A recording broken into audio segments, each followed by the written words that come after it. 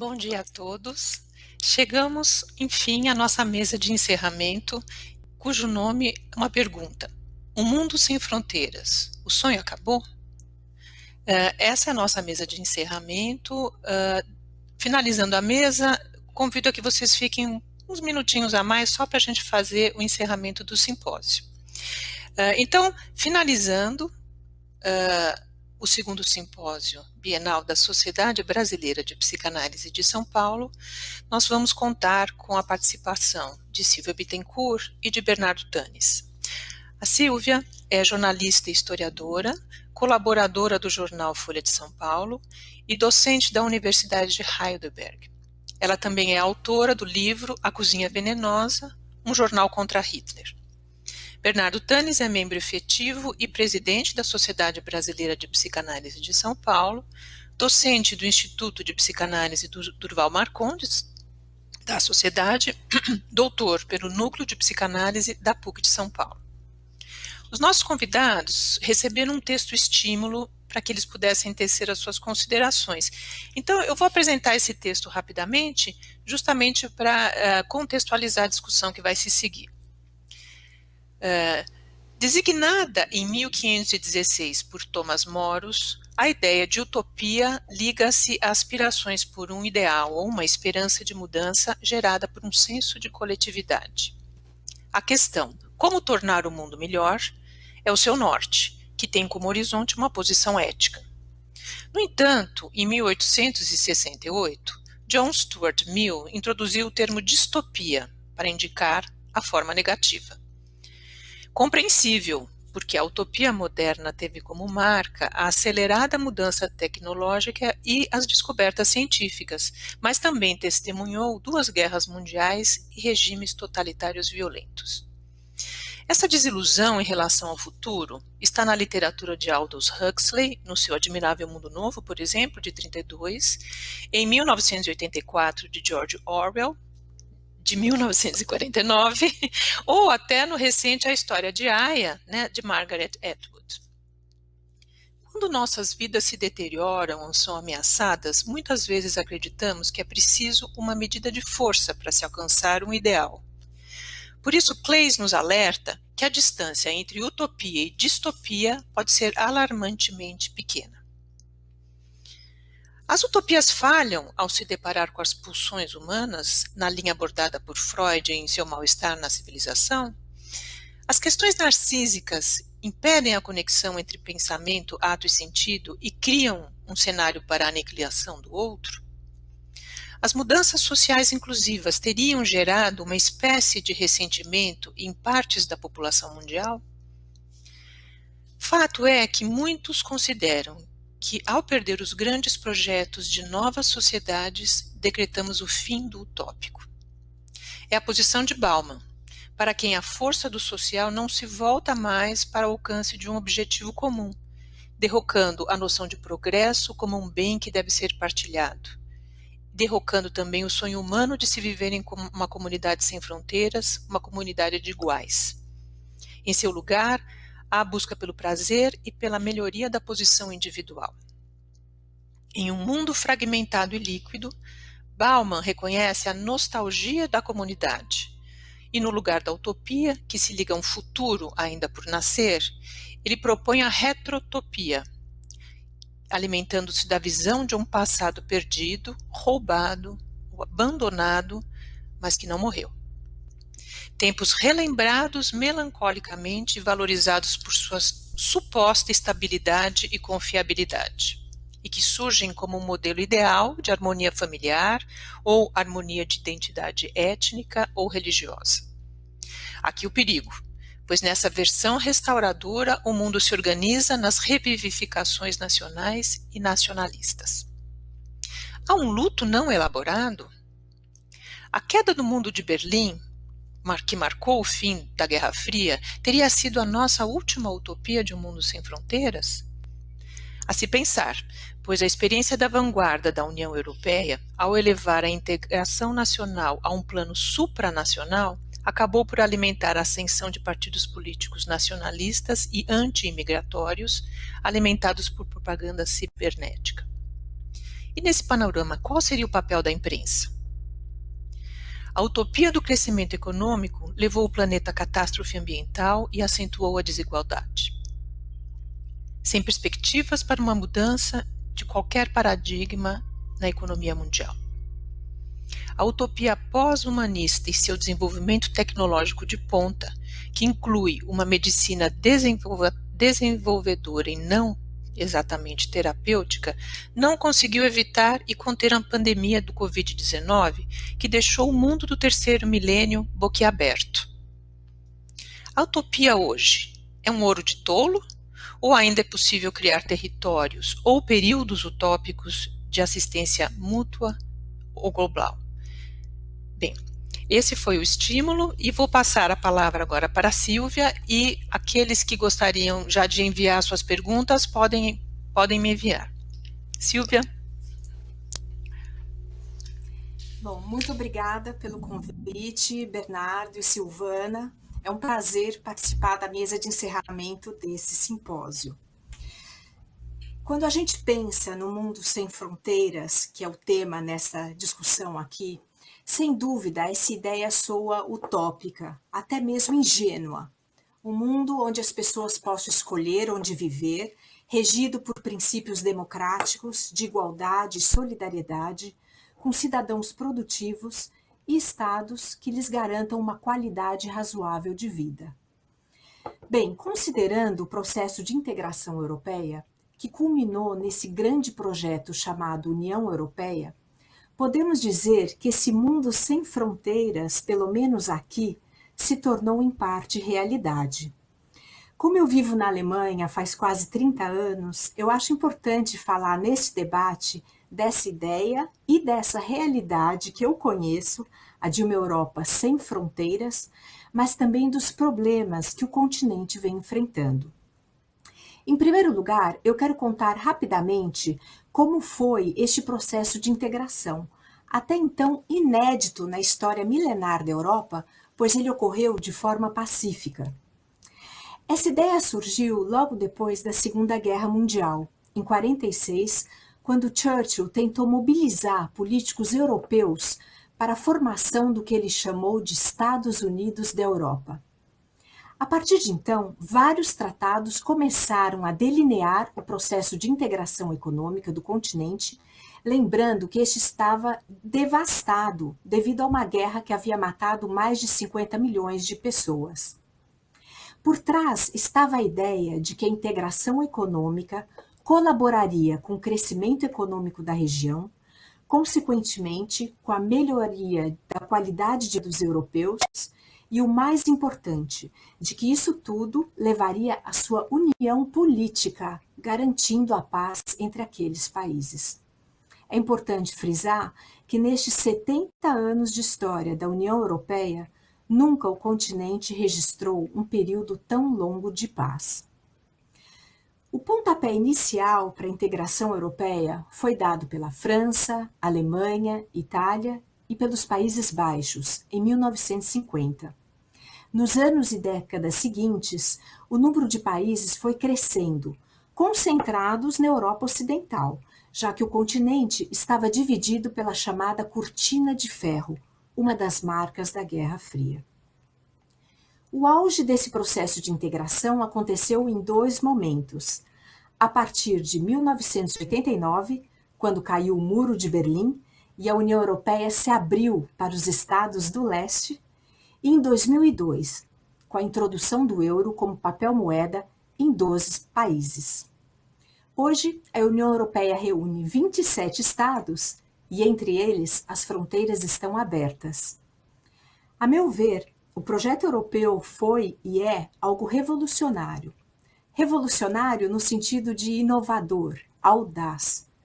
Pois se até a metade do século passado a identidade de um cidadão era marcada pela ideia de nação, agora ele deve se compreender também como europeu. Esse processo de integração não foi fácil. Ele teve que superar vários obstáculos, entre eles uma opinião pública insegura, temerosa de assistir órgãos supranacionais se intrometendo em questões do dia a dia dos cidadãos, por exemplo, com sua política financeira, sua política agrária, ambiental.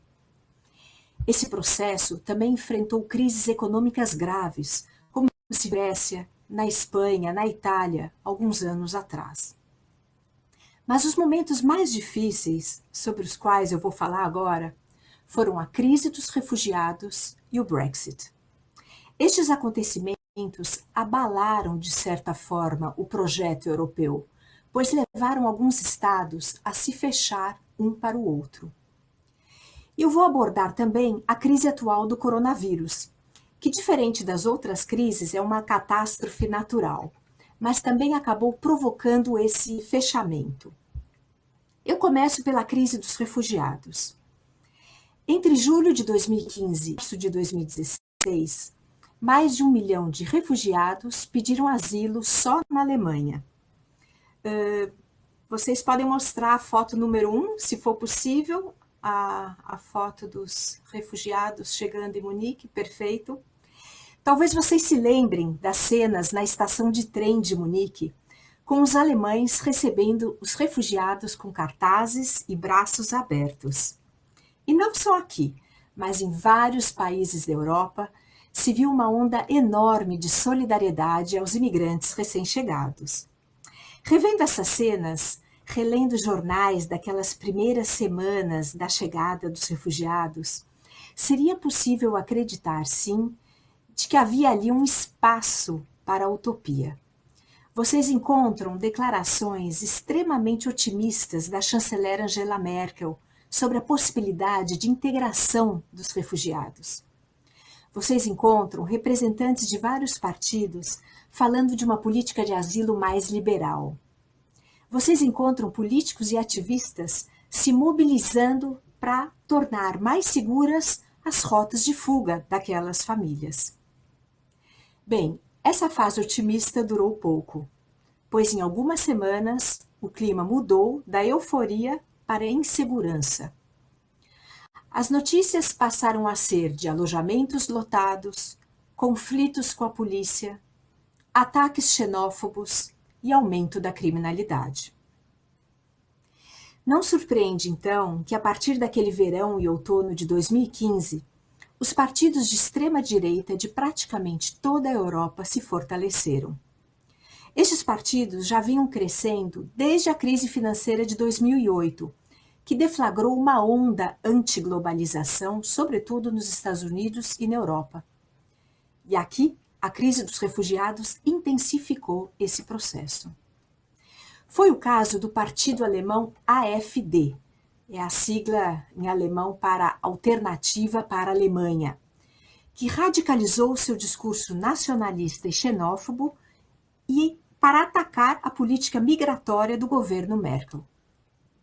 A AfD logo passou a sair nas ruas, exigindo o fechamento das fronteiras internas e um recrudescimento das medidas de segurança dentro da Alemanha. E foi com esse discurso que o partido conseguiu mobilizar uma massa de gente. A AfD surgiu em 2013, mas foi a partir da crise dos refugiados, 5 anos atrás, que ela passou a ter uma votação expressiva em todo o país e em todos os níveis, inclusive para o Parlamento Federal. Pela primeira vez na história da Alemanha do pós-guerra, o país, então, tem um partido populista de direita forte. É uma agremiação que reúne políticos próximos a grupos neonazistas, que em seu discurso ataca instituições democráticas da Alemanha e da União Europeia, e que ataca a imprensa tradicional, chamando-a de mentirosa, como Adolf Hitler fazia nas suas campanhas nos anos 20, antes de chegar ao poder. O fortalecimento da AfD e de agremiações de extrema-direita de outros países, como a França, a Itália, mostrou a insegurança e o medo dos europeus em relação aos refugiados. E o crescimento desses grupos acabou pressionando os partidos tradicionais a voltarem atrás nas suas posições mais liberais. Então, aquela Europa sem fronteiras voltou a se fechar em seus estados nacionais, em vários pontos do continente, fronteiras internas passaram a ser controladas. Aquela Europa sem fronteiras manteve rígida sua política de asilo e se tornou palco de cenas até então inimagináveis, como as cenas de autoridades italianas proibindo embarcações lotadas de refugiados de atracar em seus portos no Mediterrâneo. A gente pode colocar aqui aquela foto número 2, a foto dos refugiados, isso, né? Essa cena que vocês veem aqui na foto, ela acontece quase que diariamente no Mediterrâneo, não é?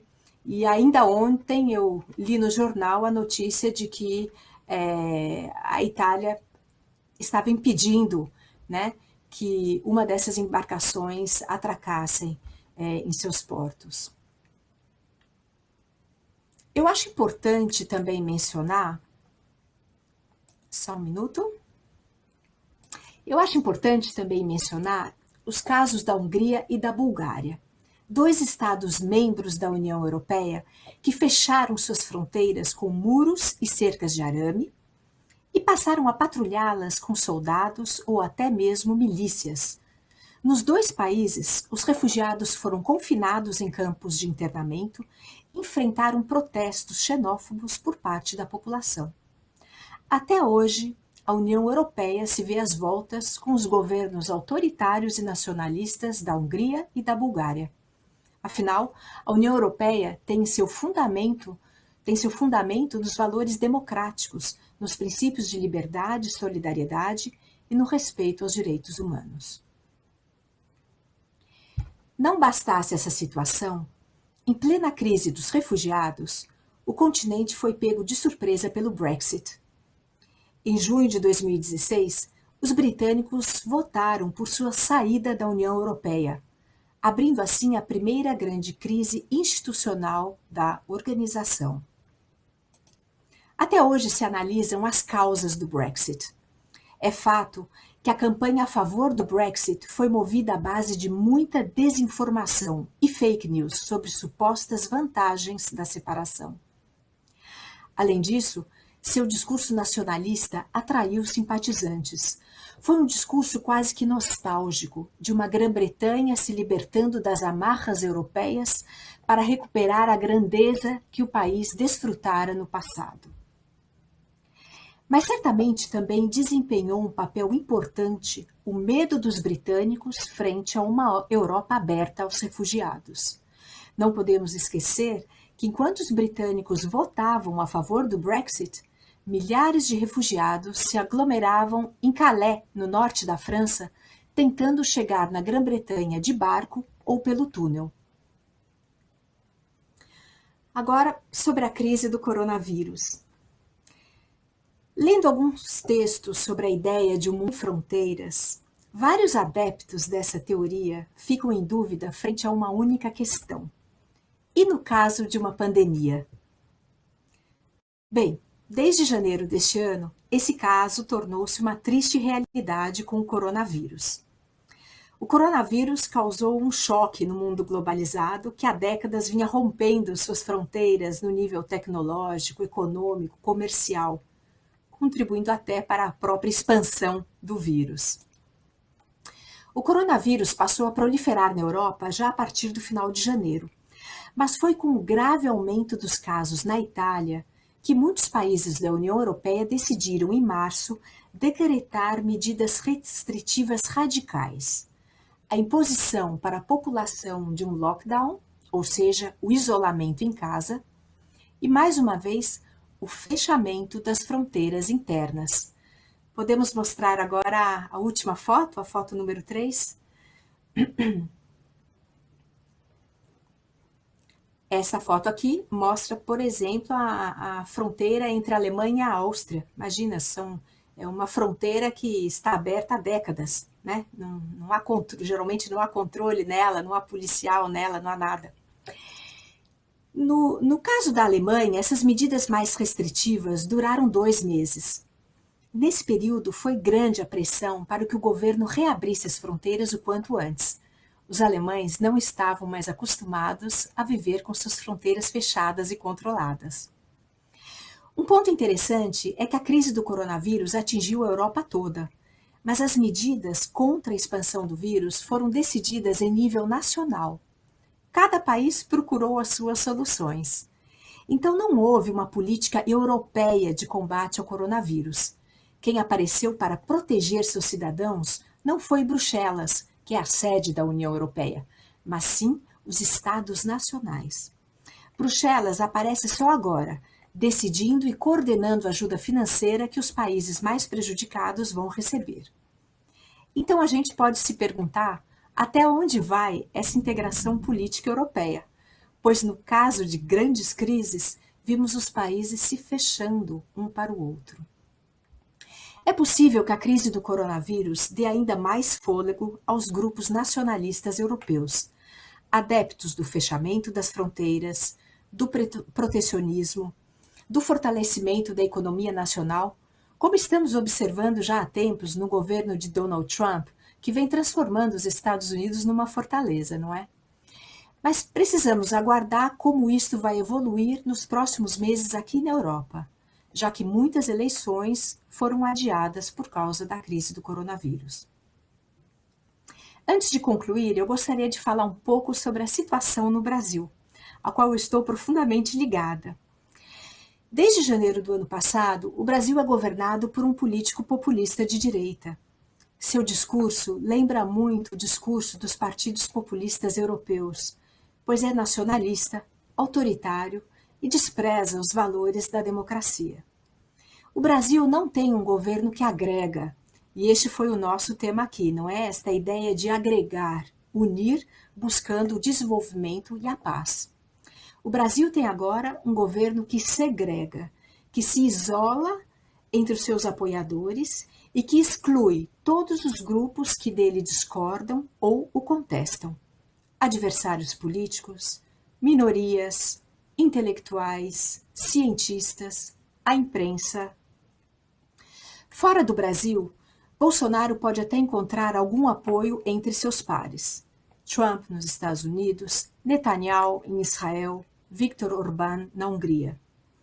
Mas por seu discurso a favor da exploração econômica da Amazônia, pelo emprego consequente de fake news nas redes sociais e, finalmente, por seu comportamento irresponsável na crise do coronavírus, o presidente brasileiro é visto com espanto e preocupação pelo resto do mundo. É verdade que Bolsonaro até costuma pregar a abertura comercial do país para o exterior e pôde comemorar no ano passado a assinatura do acordo do Mercosul com a União Europeia. Eu não quero entrar aqui em detalhes sobre este acordo, sobre vantagens ou desvantagens, mas todo acordo comercial pode ser encarado como uma ponte entre dois países, duas regiões. Mas a ratificação desse acordo depende da aprovação nos próximos meses do Parlamento Europeu e dos parlamentos nacionais de cada país nele envolvido. E isto será muito difícil do lado europeu, sobretudo por causa das medidas antiambientais do governo brasileiro. São vários os partidos e ONGs que temem o impacto ambiental do acordo sobre as comunidades indígenas da Amazônia e que duvidam do compromisso de Bolsonaro de proteger a floresta. Por isso eles vêm organizando protestos, pressionando os políticos europeus para que impeçam a ratificação e, de certa forma, influenciando a opinião pública europeia, ainda chocada com as cenas das queimadas na Amazônia. Na minha opinião, se Bolsonaro não mudar radicalmente sua política ambiental e sua postura em relação à democracia e às minorias, o Brasil não conseguirá evitar seu isolamento internacional.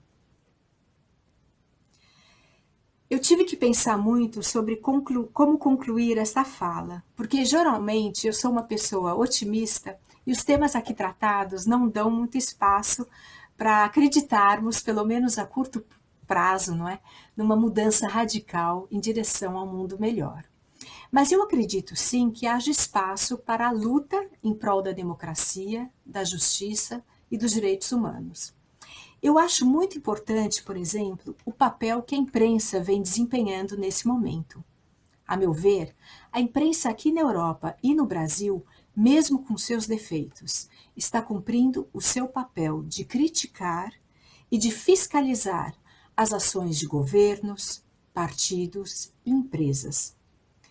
Enquanto muitos apregoam o fim do jornalismo nesta era digital, na qual qualquer um pode divulgar o que bem entende nas redes sociais, eu acredito muito no jornalismo investigativo, que vem revelando, por exemplo, como funcionam as máquinas de fake news dos grupos e governos populistas de direita em todo o mundo.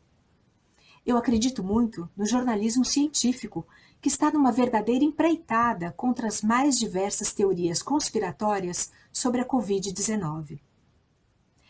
Finalmente, lembrar da última eleição para o Parlamento Europeu também me deixa otimista. Ela aconteceu em maio do ano passado e foi a primeira eleição sob o trauma da crise dos refugiados e do Brexit. Nesse pleito, os partidos populistas de direita permaneceram fortes, como já se esperava. Mas ali também pudemos observar dois fenômenos importantes. Primeiro, a grande maioria dos eleitores ainda votou pelos partidos democráticos e pró-europeus. E entre os mais bem-sucedidos estavam os partidos verdes, sobretudo da França e da Alemanha. A boa votação dos verdes mostrou como a questão climática, a questão de um desenvolvimento sustentável e até mesmo o futuro da Amazônia são importantes para o eleitorado europeu, sobretudo o eleitorado jovem. Segundo ponto, o comparecimento às urnas foi de mais de 50%, o mais alto índice registrado nos últimos 20 anos. Quantas vezes se reclamou da falta de ânimo dos europeus para a União Europeia, seu desinteresse pelo Parlamento Europeu? Quantas vezes se apregoou aqui na Europa a chamada fadiga da democracia? Quem sabe não foi justamente essa ameaça representada pelos partidos populistas de direita, quem sabe não foi o trauma do Brexit que motivaram os europeus a comparecer às urnas e a votar a favor desse grande projeto que é a União Europeia. Eu paro por aqui, muito obrigada e vamos à discussão. Obrigada, Silvia. Agora passamos a palavra ao Bernardo. Bernardo, com você. Obrigado. Bom, muito obrigado, em primeiro lugar, a Silvana e a comissão organizadora do simpósio, que me convidaram para participar desta mesa de encerramento, e a todos vocês que estão hoje assistindo, e a Silvia também, pelos importantes aportes que trouxe para a nossa conversa, e também pelo prazer e interesse de ter lido o livro dela, né? A Cozinha Venenosa, que para mim foi um grande impacto, né? A compreensão dos momentos iniciais da ascensão do nazismo na Alemanha e como elas foram registrados por um pequeno, né, mas importante jornal em Munique. Bom, o tema que foi escolhido, o título, O Mundo Sem Fronteiras, o Sonho Acabou. Eu vou fazer um pequeno deslocamento desse tema e espero que no final da minha fala isso fique claro para vocês. Eu vou me deslocar para condições de produção da subjetividade, novas fronteiras, novos sonhos. A Silvia nos aportou uma breve, mas muito elucidativa apresentação de como, após a Segunda Guerra Mundial, o consenso das nações, principalmente europeias, buscou superar os nacionalismos e populismos, visando o sonho, a constituição de um mundo sem fronteiras, uma comunidade de nações. Assistimos momentos de otimismo, né? Ao mesmo tempo que um caminho sinistro, né, se presentifica nos nossos dias, de retorno dos movimentos populistas de direita, a emergência dos discursos do ódio, da intolerância, do racismo e das lógicas binárias. Mobilizado pelo texto da Silvia e também pelo estímulo da Silvana, né, resolvi fazer um mini roteiro investigativo que talvez possa jogar uma certa luz para nós analistas e pessoas interessadas nos destinos da subjetividade no atual contexto histórico. Me interessa fundamentalmente, na conversa com vocês, pensar desde a perspectiva psicanalítica como podemos e como incluímos estas questões na nossa clínica, no nosso trabalho, na leitura que fazemos da realidade. E eu vou fazer com a humildade de quem não é um cientista político, nem um economista, apenas um psicanalista, mas que se interessa profundamente pela clínica e a incidência da cultura e do social na nossa clínica. O título fala: o sonho acabou? Isso pressupõe que nos indaguemos sobre os diferentes espaços nos quais os sonhos são produzidos. Para o Freud, como ele esboça na interpretação dos sonhos, no capítulo 7 dessa importante obra, o sonho é uma realização de desejo infantil recalcado. O sonho está vinculado à dimensão inconsciente da subjetividade. Muitos outros analistas escreveram sobre sonhos e visões complementares à do Freud. O Bion fala dos sonhos como uma usina de produção de elementos de simbolização. Transformar certas experiências e certa matéria psíquica não representada em uma matéria psíquica capaz, de ser representada, simbolizada. Então, há um trabalho do sonho. O Freud também falava trabalho do sonho. Mas se falamos em simbolização, e tomamos como perspectiva as visões semióticas da simbolização, sabemos que a simbolização é um produto cultural e histórico. Então, se falamos em simbolização em psicanálise, não podemos pensar a simbolização como uma transformação do não representado em mental, um mental que excluísse, do qual não faria parte o social, a cultura e a linguagem. Então, vejam que interessante.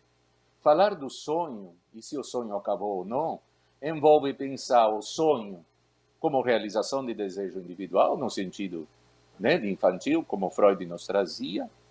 Envolve o sonho como produção de simbolização, mas envolve o sonho também vinculado a uma dimensão terceira, que não é só a intersubjetividade eu, meu semelhante, mas é também o sonho no contexto social e a produção social dos sonhos. Eu vou tentar mostrar brevemente por que esta noção, incluída este terceiro eixo para compreender os sonhos,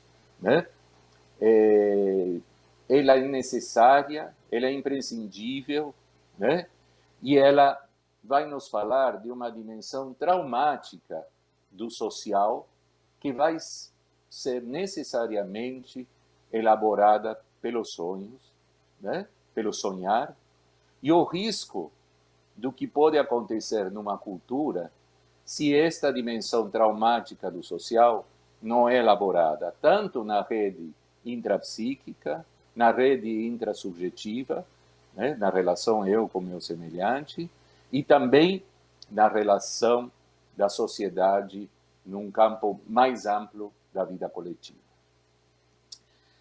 Para tornar esta ideia mais clara e mais concreta, eu gostaria de fazer um comentário sobre um filme que recentemente foi produzido na Polônia e está, e todos podem assistir, na rede Netflix. Quem quiser, é um filme do diretor polonês Jan Komasa, e se chama Rede do Ódio, Hater.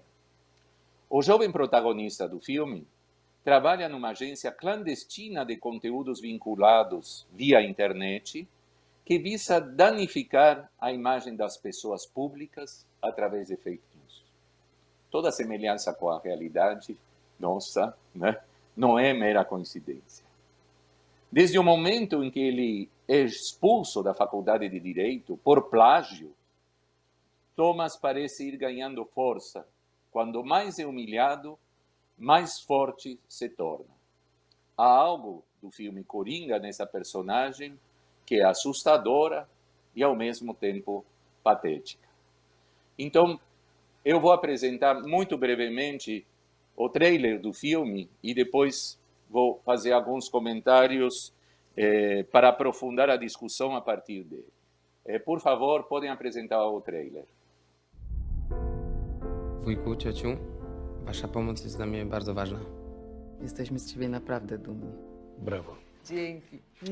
I dodaj mnie do znajomych. Pewnie, to wyślij mi zaproszenie. Już to zrobiłem. 7 lat temu. Tak się tak ładnie ubrał. A jak się wyperfumował? No ale ambicji mu nie odmówisz. Kurczę, chłopak z takiej wiochy i się dostał na prawo, jak sobie radzi. 2 tygodnie temu złożyłem do państwa firmy z CV i chciałbym się dowiedzieć, na czym stoję. Rozumiem. Nic nie szkodzi. Życzę pięknego dnia. Do widzenia. Tomasz Giemza. Studiuję prawo i jestem na stażu w moderowaniu social media. Beata Santorska. Wiem, kim pani jest. Masz trudny miesiąc. Gdzie pracujesz? W internetach. Fala hejtu, jak na mnie spadła, to ile ludzi się ode mnie odwróciło w tym moim życiu. Będzie premia. Dobra robota. Znajdźmy jego czułe punkty. Nasz to Mala. Przez lata jeździliśmy do jego miejscowości na wakacje. Wbijaj do nas, potrzebujemy młodych ludzi. Nie myślisz, że prawdziwy marketing nie powinien przekraczać granic etycznych? Zorganizowany mobbing, stalking, zastraszanie. Siły ciemności zagrażają Europie. Niszczenie wizerunków firm, osób prywatnych. Nie dam rady. Co dalej? Chcę kontynuować. Nadszedł dzień sądu. Obiecujesz? Obiecuję bracie.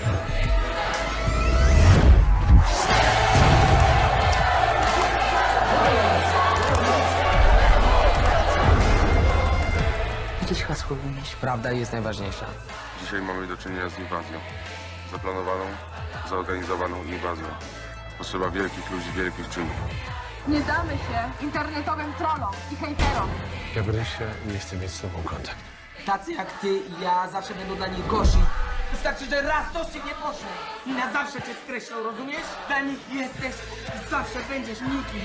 A ja nie jestem nikim. Rozumiesz mnie? Zdolny, bystry, bezczelny, szybki. Mógłbyś robić tyle innych rzeczy. Mógłbym. Ale po co? Bom, pode encerrar o vídeo. Bom, obrigado. Bom, vocês viram algumas imagens, né? Eu não vou me alongar no filme, mas tomá-lo como um estímulo para a conversa que eu quero ter com vocês. No mundo criado pelo diretor Jean Comassa, o protagonista aparece inicialmente como refém do passado e molda sua vida atuais com base no que perdera ou nunca tiver. Essa família que vocês veem numa primeira cena que o acolhe, ele janta, é uma família de amigos, mas é uma família de pessoas que se destacam na vida pública de Varsóvia, mas que quando ele sai, ironizam este jovem e sua vontade de ascensão. Diz a crítica, uma das críticas que eu li sobre o filme, seu comportamento narcisista com traços de sociopatia é o que move a trama de Rede do Ódio, especialmente quando é possível observar uma mudança de foco a partir do momento em que ele é rejeitado pela melhor amiga da infância. Se no início do filme Thomas é um mero estudante de direito que acabou de ser expulso da faculdade, ao chegarmos ao trágico desfecho, já podemos acompanhar a personagem perder todo ou qualquer tipo de limite. Eu diria também todo ou qualquer tipo de ética, né, que reconheça o semelhante como um outro com os mesmos direitos. Trabalhando nas sombras e evitando deixar rastros, Thomas vê na solidão uma amiga íntima, pois ao mesmo tempo que conquista a atenção e o carinho que necessita, ele se depara com um vazio emocional que só foi capaz de existir graças às próprias ações, ou aquelas que induz os outros a fazer.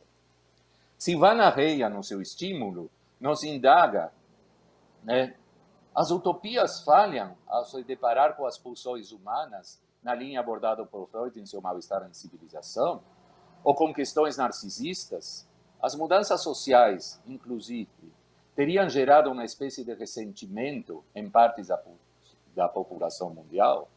Ou também cita a Bauman, né? Para quem a força do social não se volta mais para o alcance de um objetivo comum, derrocando a noção de progresso como um bem que deve ser partilhado e sonho humano de viver em comunidades sem fronteiras de iguais. Em seu lugar, há a busca pelo prazer imediato e pela melhor posição individual. Walter Benjamin já criticava, né, nas suas teses sobre a história, a ideia de progresso. Esse presente distópico, no qual o mal parece triunfar, vem sendo objeto de múltiplas interpretações que procuram compreender os discursos do ódio, a ascensão do populismo de direita, como Silvia nos mostrou. Vários livros pronunciam o fracasso das democracias. Se há décadas a pós-modernidade anunciava o fim das narrativas, hoje celebram-se a criação de falsas narrativas sobre demanda para conseguir seduzir grandes contingentes populacionais, iludindo e oferecendo a miragem de saídas mágicas para a falta de esperança, a miséria econômica e social ou o vazio existencial. A psicanálise não pode recuar no exercício que nos permita jogar, talvez, alguma luz nas obscuras forças que parecem tomar conta da nossa existência e comandar as nações. No dizer do Agamben, as condições de contemporaneidade nos levam a indagar a opacidade, ou, no dizer de Janine Puget, respeitar os princípios de incerteza e incompletude. Talvez os modelos teórico-clínicos que manejamos, importantes, se mostrem insuficientes para esse exercício. No entanto, podem ser tomados como ponto de partida fundamental para novos avanços. Mas seriam necessárias algumas reformulações ou acréscimos às nossas teorias consagradas, para dar conta das profundas transformações desse capitalismo tardio e das mudanças, né, que vêm acontecendo na cultura e a subjetividade. Vamos tornar mais uma vez isto mais concreto, né? O crítico do filme, ao falar do Thomas, diz: seu comportamento narcisista, com traços de sociopatia, é o que move a trama de Rede do Ódio. Esta poderia ser a fala de um analista, bem formado e experiente, que, reconhecendo a humilhação e fragilidade narcisista, reage, movido pelo ressentimento, buscando uma afirmação narcisista que recusa uma ética do compromisso com o semelhante. Isto daria um belo trabalho e seria bem discutido numa reunião científica. Em princípio, não seria falso, mas será que dá conta daquilo que o filme nos propõe? Será que dá conta do que o real nos demanda? Acho que é insuficiente, que devemos dar um passo além, para além do intrapsíquico ou daquilo que a psicanálise contemporânea desenvolveu com brilhantismo, a partir de autores como Bion, Winnicott, Lacan e Green e tantos outros, que apontaram a falha dos objetos primários ou a insuficiência dos objetos primários nesse campo subjetivo relacional para entender o que levaria a traumatismos narcísicos. Então, se temos a esfera individual e a esfera relacional, vincular, desde diferentes perspectivas, né? Bion, Winnicott, Green, como falei, Ogden, Green. Para dar este passo além e atravessar fronteiras e nos aventurarmos em territórios menos conhecidos, temos que ousar. Ousar com humildade, ousar com seriedade, ousar com uma escuta clínica apurada. Acredito ser este o legado freudiano. Duas psicanalistas, Sylvia Bleichmann e Janine Puget, me inspiram e acompanham nessa travessia de fronteiras. Assim como grandes pensadores como Bauman e Agamben, e tantos outros. Vejamos como Sylvia Bleichmann, além de criativa e brilhante analista de crianças, né, trabalhou a situação de traumas sociais e catástrofes. A Silvia trabalhou durante muitos anos com pessoas traumatizadas pelo terremoto em México, com vítimas, né, do terrorismo do Estado na Argentina, né, e com vítimas de atentados, né, a instituições judaicas na Argentina. A sua percepção clínica, na experiência com os pacientes, ou seja, isso não é uma petição de direito teórica, mas clínica, diz o seguinte: os efeitos desestruturantes, os grandes traumatismos, se bem incidem sobre as estruturas anteriores, não são apenas desencadeantes, mas constitutivos. Vale dizer que, desde sua perspectiva, recupera o elemento atual. E gostaria que vocês deem toda essa atenção a essa palavra atual, que tem uma longa história na psicanálise, desde as neuroses atuais até as situações presentes. O que quer dizer esta presença do atual e a tese da Silvia Bleichmann? Quer dizer que nós não podemos reduzir toda a situação traumática, né, às insuficiências dos objetos primários. Quer dizer que o presente também tem um potencial traumático. Quer dizer que as catástrofes naturais, como a pandemia que vivemos, têm um componente social e político também, que afeta a subjetividade. E é claro, isto não nega, né, a subjetividade individual, isto não nega as primeiras fases e as fases arcaicas do desenvolvimento da subjetividade, isto não nega a reverie materna, nem o holding winnicottiano. É um plus, é uma mais que deveria ser integrado como terceira dimensão, como elemento terciário, como diz o André Green, né, na nossa compreensão do sujeito. Classicamente, o que desencadeia o traumatismo já está no sujeito. Para Bleichmann, os efeitos desestruturantes, se bem incidem sobre estruturas anteriores, não são apenas desencadeantes. Ela nos fala do estupor, da paralisia, que convocam toda a economia dividinal que estaria destinada a conter os elementos desgarrados do psiquismo. Assistimos a isto no atendimento online de nossos pacientes nos primeiros momentos da pandemia. No início não há sintomas. Apenas no segundo tempo, quando há uma recomposição psíquica, poderíamos encontrar os sintomas. No início temos a comoção, a desorganização, a apatia, e posteriormente aparece a reorganização psíquica. Neste sentido da reorganização psíquica, a estrutura não volta ao ponto de partida. Estará em pauta para as catástrofes sociais, o terrorismo, as crises que estamos vivendo, né? O modo e a forma como o discurso e os atos pelos quais a sociedade articula redes simbólicas o reconhecimento das vítimas. Bernardo, Sim? Bernardo, você está perto de encerrar? Estou perto de encerrar. Estou encerrando. Mais Tá ótimo. 5 minutinhos Tá eu encerro. Tá bom? Bom, obrigado. Tá bom. Então, para ir me aproximando do fechamento, né? Só encurtando um segundinho. Então, retomando então a questão, o sonho acabou? Temos que perguntar sobre as condições atuais do sonhar, seja no campo individual, seja no campo social.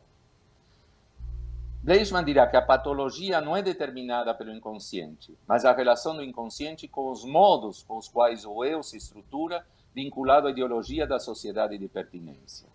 Sintetizando aqui as coisas que eu iria dizer, finalmente, né, é muito importante ver quais são as condições, como a Silvia nos mostrou, seja da Europa, seja do Brasil, seja do mundo, quais são as condições subjetivas em que os sonhos podem ser formulados, em que as estruturas singulares e vinculares ganham configurações novas, onde o mal-estar social se estrutura de determinadas formas. Então, o Thomas não é um caso apenas de uma patologia narcísica, né? Não é um caso apenas de uma psicopatia. Ele contempla alguma coisa da ordem do social que, se nós psicanalistas nós nos dispormos a investigar, a compreender, a fundar, né? Corremos o risco de fazer uma prática, em parte alienada, né, destas condições sociais. Finalmente, a psicanálise, como crítica da cultura e como prática clínica, dá voz à alteridade, ao desacordo, à multiplicidade. Procura afastar das opiniões categóricas e fomentar o diálogo, mesmo sabendo que há diferenças irredutíveis e ressentimentos. Mas os analistas habitamos esse mundo onde reinam as polaridades amor e ódio, certo e errado, bem e mal, amigo e inimigo. Nossas vidas e instituições não estão livres de pensamentos autoritários, de rumores que visam destruir o outro, de inveja e ressentimentos. Cuidar do mal-estar interno, olhar para nós, pode ser tarefa coletiva que nos ajude a não sucumbir a uma produção de subjetividade de muros, fronteiras rígidas e intransponíveis. Obrigado. Obrigado, Bernardo. Agora vamos passar às perguntas.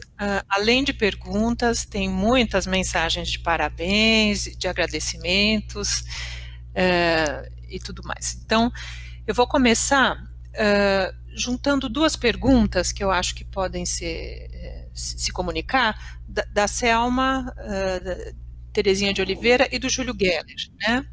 Então, o Júlio diz: um sonho / crença parece ter acabado, pois a imagem do brasileiro cordial está se esgarçando. Em função de atitudes obscurantistas e retrógradas de nosso governo, caminhamos para ocupar a posição de pária internacional. Pelo andar da carruagem, qual será a chance de escaparmos deste destino funesto? E acho que talvez tenha uma comunicação com uma questão que a Selma trouxe, que ela pergunta: estamos mergulhados numa crise nihilista ou estamos vivendo algo do assassinato do pai? Pergunta ou questão para os dois. Silvia, quer começar? Quem começa? Silvia como nossa convidada. Não, eu poderia responder a primeira pergunta e a segunda ficaria para o Bernardo, eu acho. Realmente, eu acho que a imagem do Brasil no exterior está muito, muito manchada, está muito prejudicada. Não passa semana aqui em que eu não encontre alguém que me pergunta o que está acontecendo no seu país. O que aconteceu com os brasileiros, por que eles elegeram esse governo, né? Então é um tema aqui. As pessoas sempre estão se perguntando como isso pode acontecer no Brasil. E a questão, como sair dessa, não é? Como sair dessa? Eu acho muito difícil. Eu acho, como eu disse, eu acredito muito no papel da imprensa, eu acho que a imprensa tem condições e está fazendo aquela fiscalização dela. A gente sempre há escândalos acontecendo, envolvendo políticos, e quem sabe em algum momento isso leve a alguma coisa. Fora a questão da imprensa, eu acredito muito no ativismo, eu acho muito legal o trabalho das organizações, dos ativistas. Eu acho que tem ativistas que estão correndo risco aí no Brasil. Hoje em dia não é fácil ser ativista no Brasil, mas eu acho que é por onde a gente tem que trabalhar. Quer dizer, a imprensa fazendo o seu papel, as instituições, a gente tentando cobrar para que as instituições funcionem, cobrar a justiça, enfim, não é? E muito diálogo, Eu acho que o diálogo também é a chave das coisas, conversar com as pessoas, entendeu? Eu acho que, mesmo isso que eu mencionei da crise dos refugiados, é muito importante a comunicação. Você vê cidades pequenas da Alemanha fazendo manifestações contra os estrangeiros, e se você for observar, não tem estrangeiros ali, não tem refugiado alocado ali. Então, o que leva essas cidades a se manifestar contra refugiados, sendo que eles nem têm esse problema com refugiados? Então, é uma falta de diálogo, uma falta de comunicação, de discussão, não é? E eu vejo por aí a saída. E a segunda questão acho que pode ficar com o Bernardo. Bom, eu vou pegar um gancho com a resposta da Silvia, né? Quando a Silvia faz menção às pequenas cidades que não têm imigrantes, e ela vê nessas pequenas cidades as manifestações contra os imigrantes, manifestações racistas, né? Manifestações discriminatórias.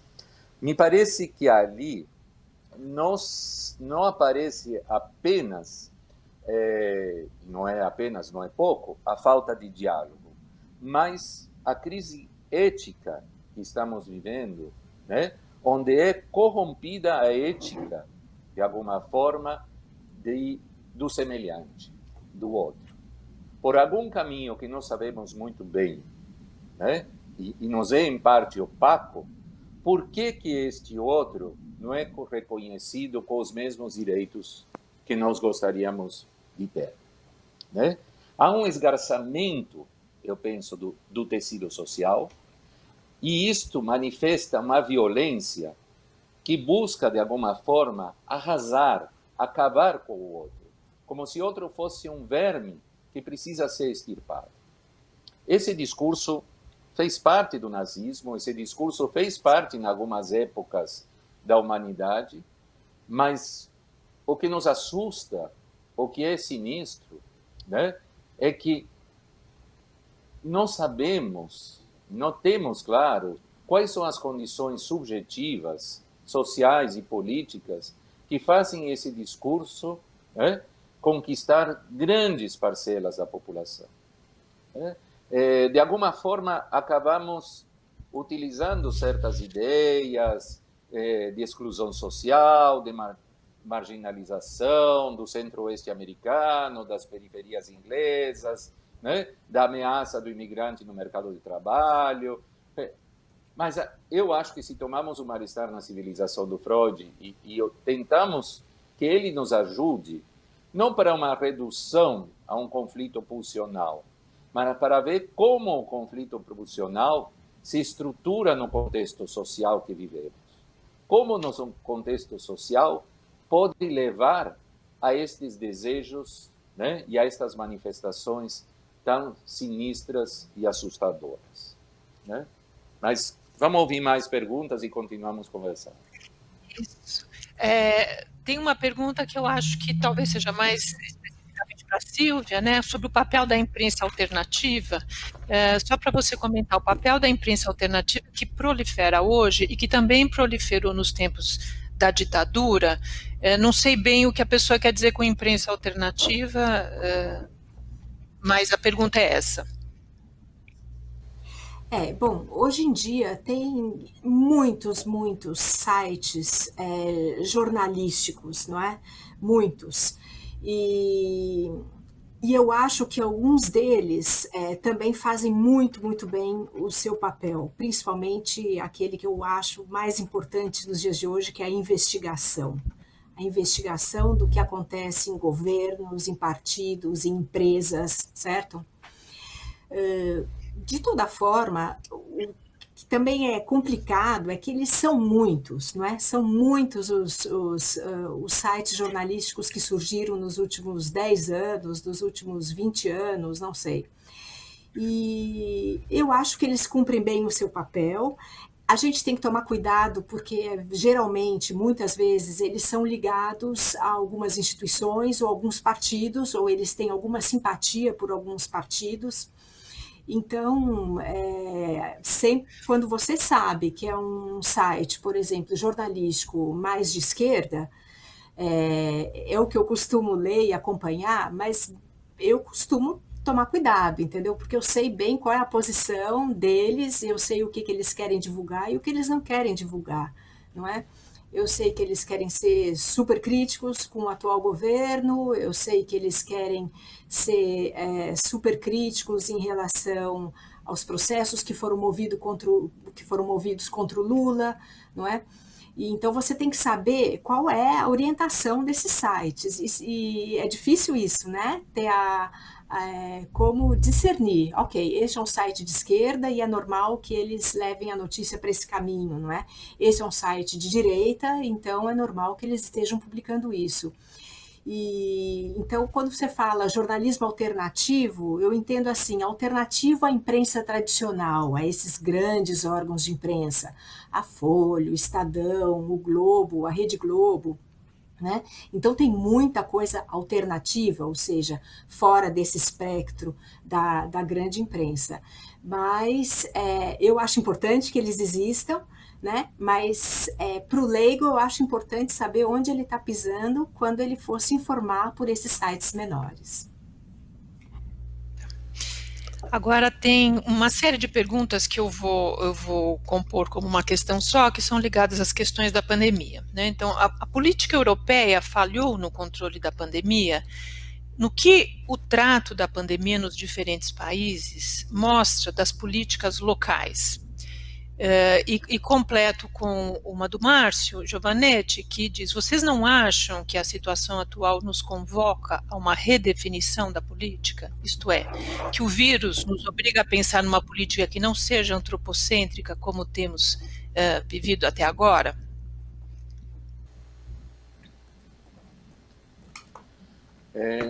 Talvez posso começar um pouco.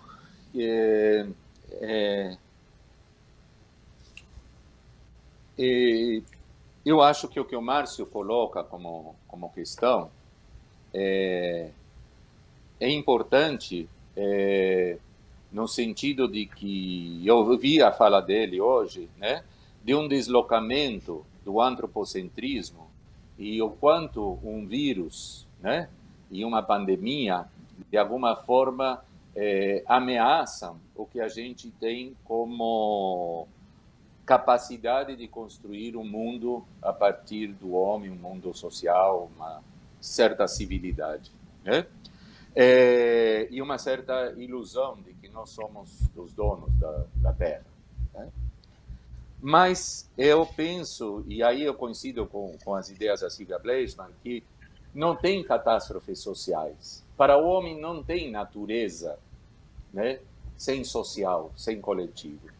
Então, as outras perguntas que surgiram, que você leu, Silvana, quando apontam como os governos instrumentalizaram determinadas políticas, nos mostra claramente, né, o quanto há de manipulação, né, de uma condição natural, de uma pandemia, né, e como ela não pode ser pensada apenas como um fato natural, como ela tem que ser pensada no contexto do coletivo, né?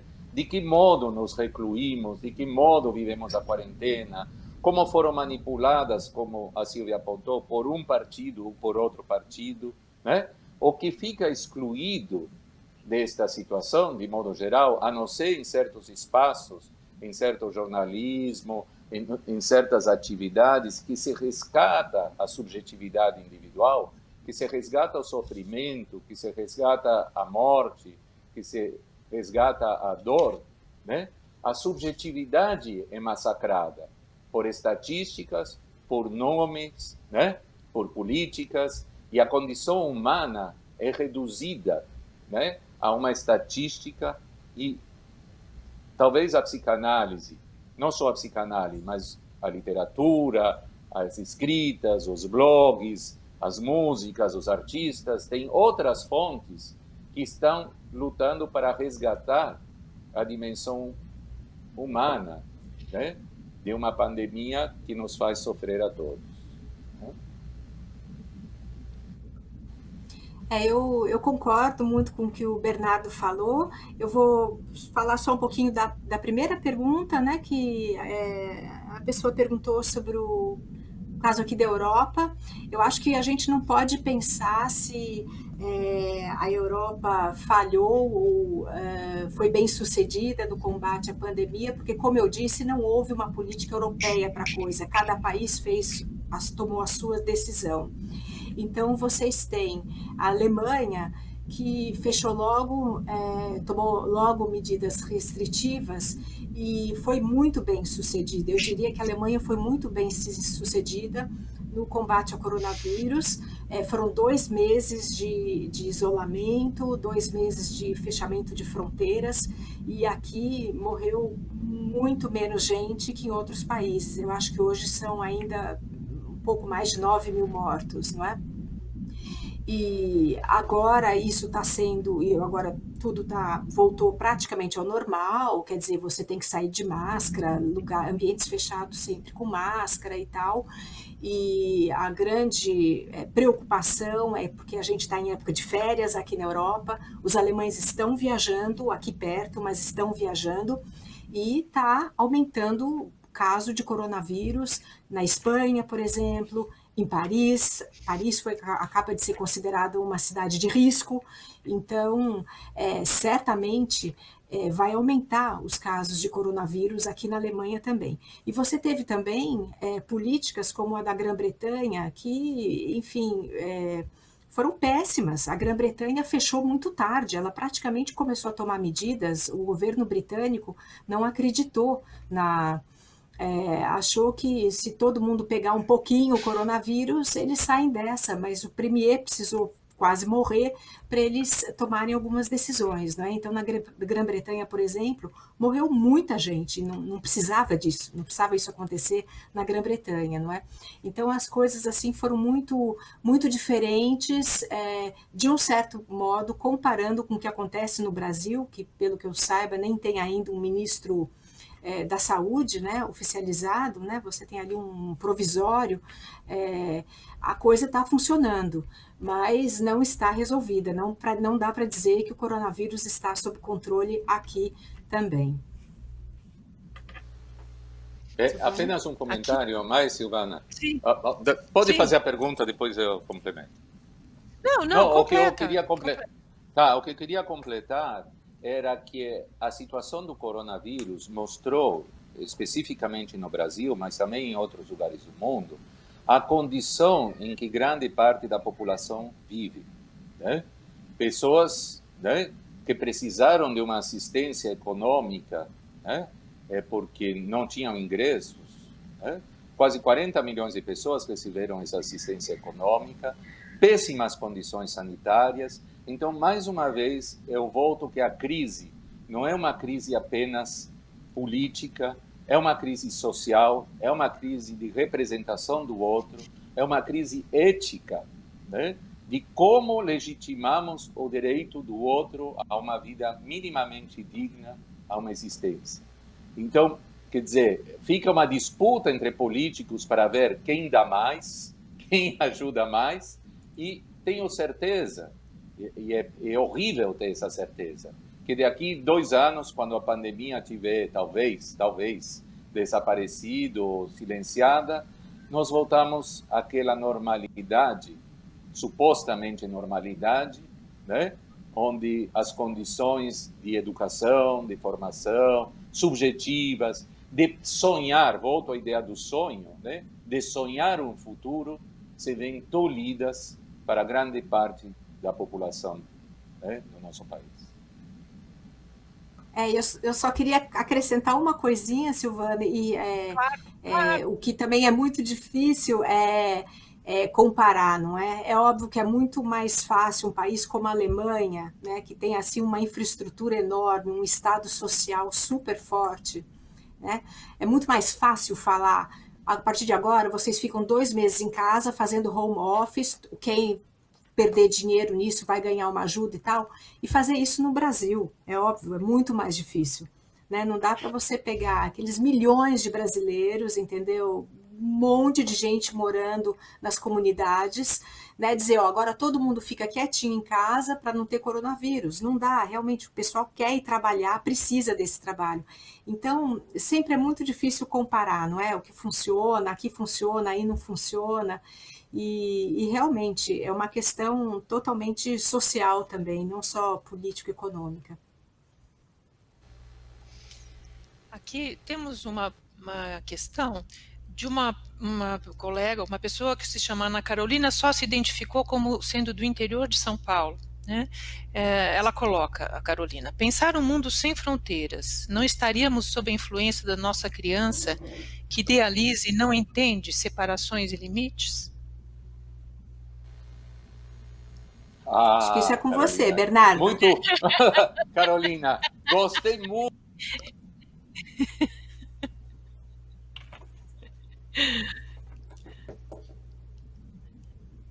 Congelou também? Congelou. Será que congelou para todo mundo? Deixa eu ver aqui.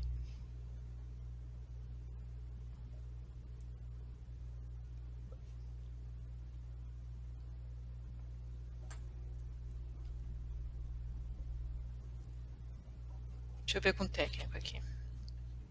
Vê aí, Silvana.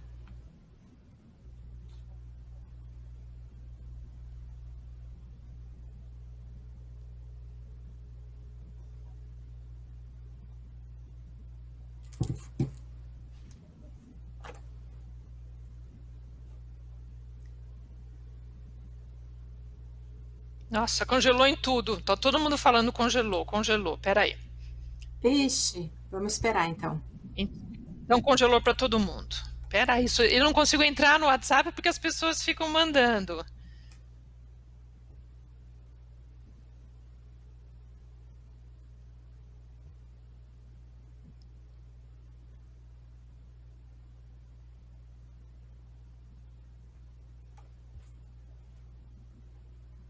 Silvia, será que enquanto a gente espera o Bernardo voltar, vamos prosseguir para alguma pergunta mais específica para você? Pode ser? Vamos, lógico, pode. Olha, então, você tem certeza que o resto está ouvindo, né?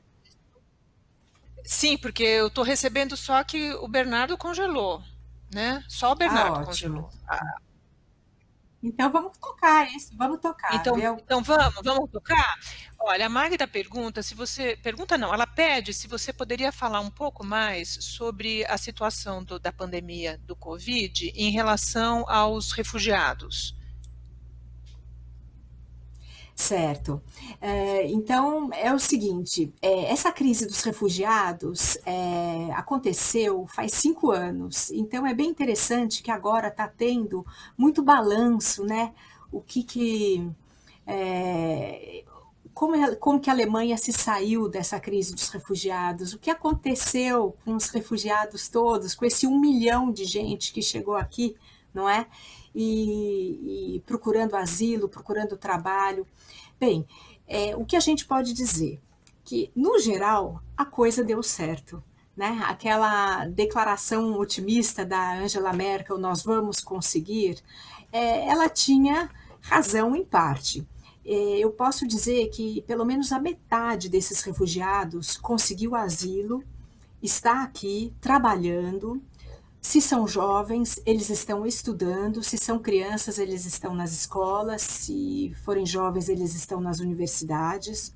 Ou seja, uma grande parte desses refugiados conseguiu se integrar, né? Pelo menos conseguiu um emprego, eles fizeram cursos de integração, fizeram cursos de alemão e estão mais ou menos integrados, né? Outra grande parte está ou ainda esperando asilo, ou teve que voltar para os seus países de origem. Nesse caso, são países onde não há guerra, certo? São refugiados, digamos assim, econômicos, que vieram tentar uma vida melhor na Europa, mas que não estavam fugindo de uma guerra propriamente dita, como é o caso dos sírios. A grande maioria dos refugiados que entraram na Alemanha veio da Síria, né? Onde tem uma guerra horrível, já faz anos. E, então, de um modo geral, essa integração deu certo, né? Os refugiados estão aqui, estão trabalhando e tal.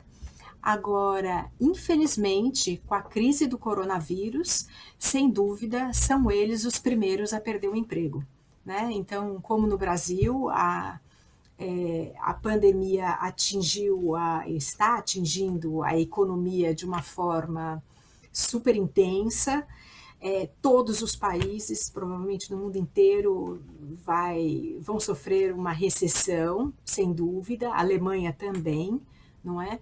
Todos os países estão tentando dar alguma ajuda, algum auxílio, mas a questão dos refugiados é essa. Muitos, já que está havendo também, ocorrendo desemprego aqui na Europa por causa do coronavírus, muitos refugiados estão perdendo seu emprego. Mas é aquilo, se eles têm asilo político ainda, se eles ainda podem ficar aqui, eles vão receber uma ajuda do Estado e tal, até conseguir se encaixar em outro lugar, né? Silvia, e a Elsa Sucemil faz também um pedido que você fale um pouco sobre a questão do uso da internet e da proliferação das fake news para a gente pensar a situação atual.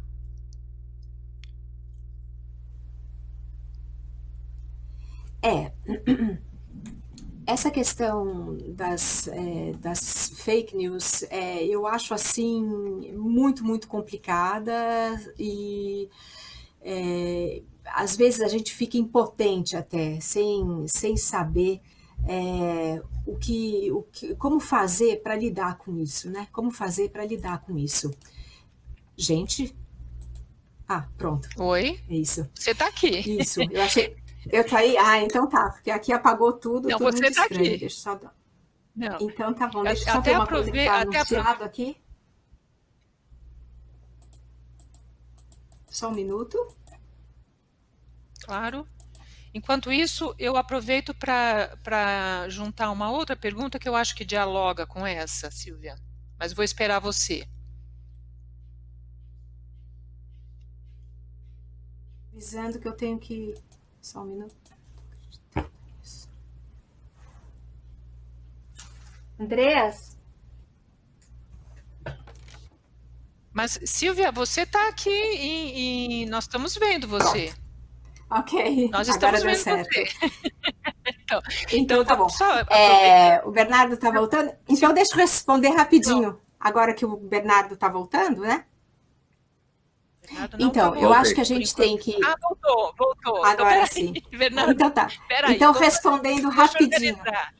Não, eu vou pedir para a Silvia terminar de responder essa, eu vou acrescentar mais uma que é complementar. Aí eu repito a pergunta que quando o Bernardo congelou, o Bernardo retoma, pode ser? Perfeito, Ótimo. perfeito, obrigado. Sim, tá? Então, a Elsa tinha perguntado sobre fake news para a Silvia, e o Paulo Duarte, só para a gente completar a pergunta, também coloca como é que você vê o papel da tribalização criada pela internet nessas questões que a gente está abordando. Ele até cita o Christoph Turk, da Escola de Frankfurt, mas eu não sei se é um filósofo que você conhece ou não, Silvia, mas a questão da tribalização. Não, eu não conheço. Essa questão da tribalização, gente, eu não sei responder, não. Não sei se o Bernardo sabe alguma coisa a respeito. Agora, quanto àquela questão das fake news, só para falar bem rapidinho. Das fake news, só para falar bem rapidinho, eu acho que a gente tem que ficar atento. Então, quem lida com rede social e está recebendo informações, tem vários grupos de WhatsApp, tem Facebook, está recebendo ali informações, recebendo memes, né? Esses memes são complicadíssimos, porque são coisas tão produzidas, tão fakes, não é tão fácil você fazer um meme ali e destruir uma pessoa, destruir a carreira de alguém, não é? Então, eu acho que a gente tem que ter, assim, muito, muito cuidado com isso. A gente tem que denunciar, tem que apertar aquele botãozinho no Facebook e denunciar, sabe? Quando acha que alguma coisa passou do limite, quando uma pessoa está divulgando inverdades, não é? E, enfim, às vezes isso funciona, às vezes não. Às vezes você vê que o Facebook reage, às vezes o Facebook escreve dizendo que não, que na verdade aquilo dali tudo bem, não é nada grave. Enfim, isso tudo eu acho muito, muito complicado, não é?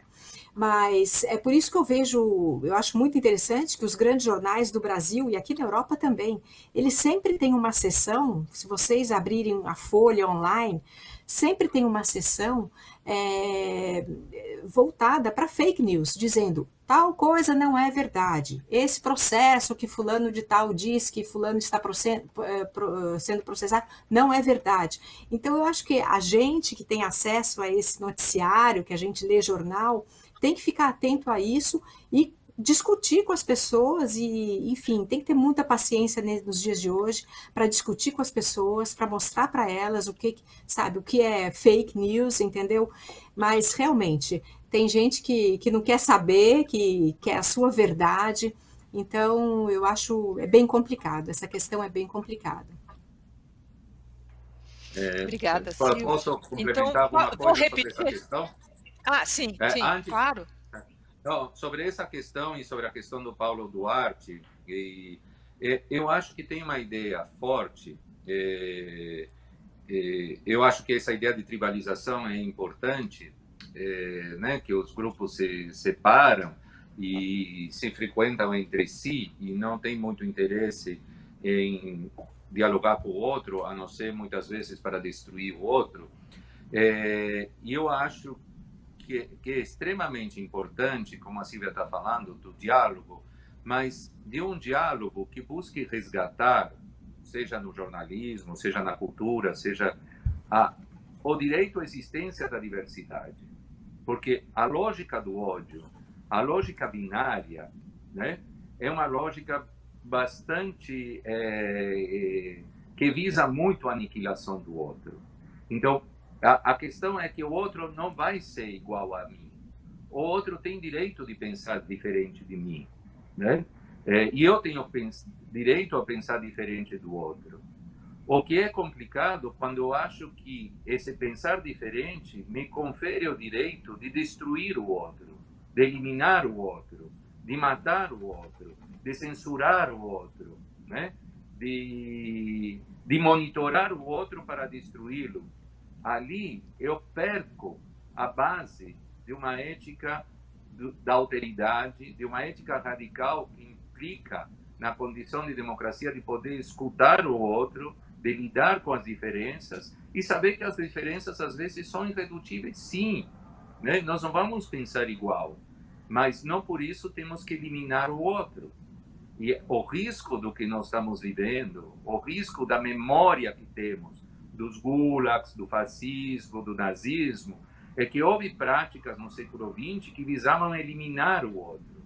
E essas práticas, de alguma forma, ancoradas em certas bandeiras, estão ressurgindo, né? A pergunta da Carolina, não sei se você consegue repetir, Silvana. Consigo repetir.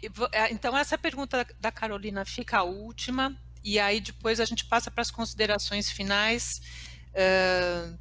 Vamos avançar um pouquinho no tempo, gente, tudo bem, né? Porque o Bernardo foi congelado, então vamos recuperar esse congelamento.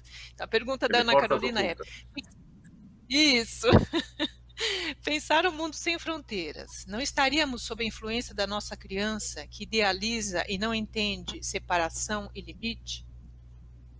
Então, Ana Carolina, eu agradeço muitíssimo essa pergunta, porque essa pergunta vai de encontro justamente ao que eu tentei desconstruir na minha fala, embora é difícil fazer isso em 20 minutos. Quando nós falamos da criança onipotente, né, e ela tem que incorporar, de algum modo, a condição da castração simbólica, no sentido de poder saber que nem tudo pode e nem tudo é possível, nós estamos na esfera, né, da relação edípica, na relação de entrada no social, mas estamos, de alguma forma, ainda, como eu estava dizendo, dos três níveis, no intrasubjetivo no intersubjetivo. Mas há um terceiro nível, que é o nível do social e do político, que este nível não pode ser reduzido, né,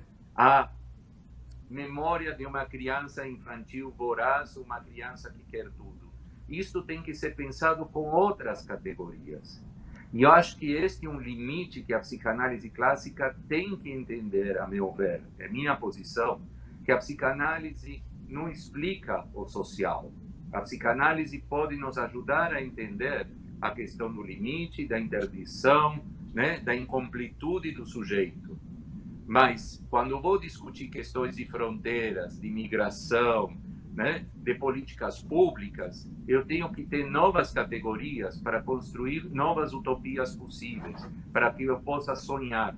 Então, a questão da transpor as fronteiras é uma questão que transcende, né, as fronteiras específicas, né, do como o sujeito se estrutura nessa dimensão intrasubjetiva. Introduz uma outra dimensão.